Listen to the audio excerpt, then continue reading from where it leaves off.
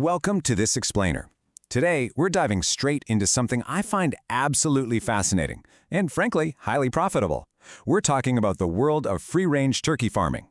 Whether you're looking to secure a rock-solid source of high-quality meat for your own family, or you're aiming to launch a lucrative agricultural side hustle, raising turkeys offers these incredible opportunities that so many people just completely overlook. We're going to break down all the essential information from our sources into a really clear step-by-step guide. So let's start with the big question that's probably already on your mind. Why on earth should you even consider raising turkeys instead of your standard, familiar backyard chickens? Because everyone starts with chickens, right? Well, turkeys actually bring a totally unique set of benefits to the table. Sure, they require a slightly different approach, but the rewards, both in terms of homesteading efficiency and your sheer profit margin, can be massively higher if you do it right. Now, to give you a real sense of the scale we're talking about right out of the gate, there's one number you've got to keep in mind: 15. That's 15 sacks of feed that a flock of 500 turkeys is going to blow through every single week. And, just as importantly, 15 is also the absolute minimum square footage of indoor space each adult bird needs to actually thrive. So right away, you can see that turkeys demand space and resources. But stick with me, because the payoff is absolutely worth it. But wait, before they even get to that massive adult size, here's a totally mind-blowing fact from the research that just shatters everything you thought you knew.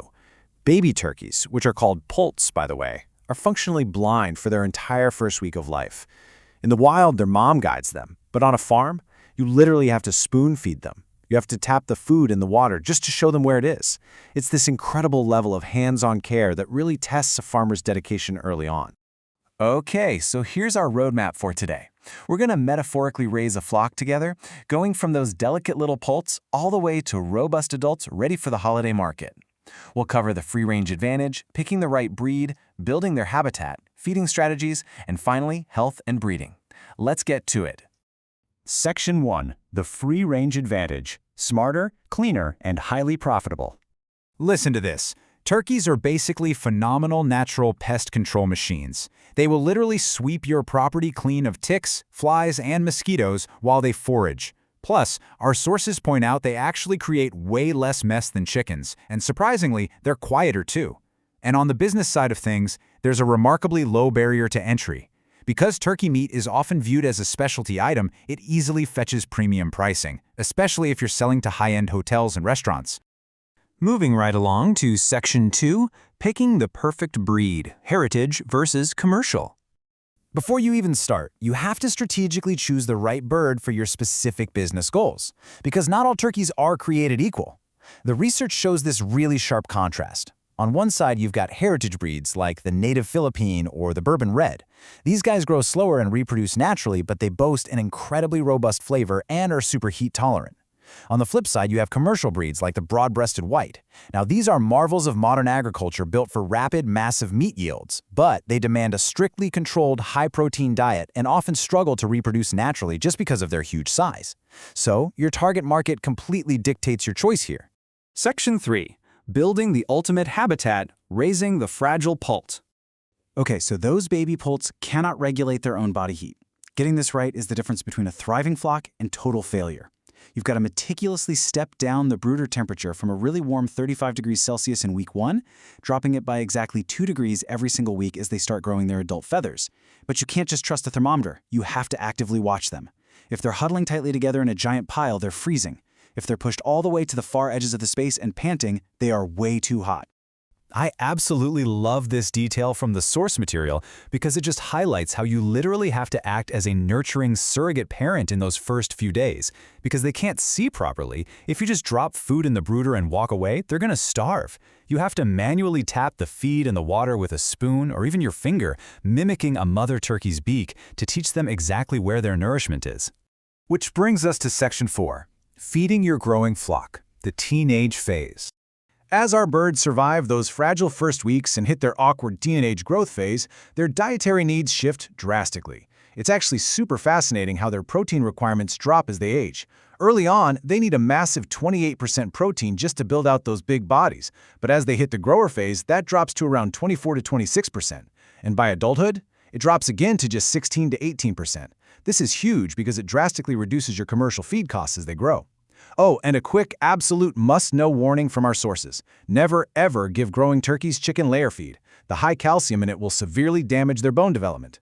And the best part? Once they're out on the pasture, you are not locked into buying expensive bagged feed.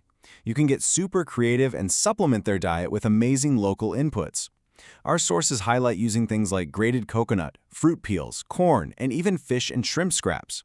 This naturally enriches the flavor of the meat, which is awesome.